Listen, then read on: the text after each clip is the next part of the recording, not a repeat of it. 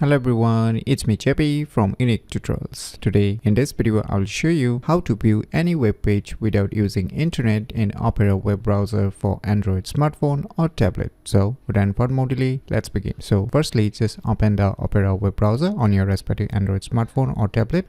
And now say I've opened one website. So you can see here, this is called a web page. So I will show you by scrolling to the bottom. So this is the complete web page. And right now I've been connected with my Wi-Fi internet connection, as you can see here. So now just click on these three dot icons. Now you can see here one option, add to, just click on it. Now you will see here one option written offline pages, just click on it. Now these pages will be added to the offline pages. So now let me turn off my Wi-Fi internet connections. So right now my Android smartphone does not have any internet connections. So now in order to view the saved web page offlinely, what you need to do is just click on this profile icon, swipe up. So now you can see here one option written offline pages, just click on it. Now you'll see here the offline pages which I have saved few minutes ago, just click on it.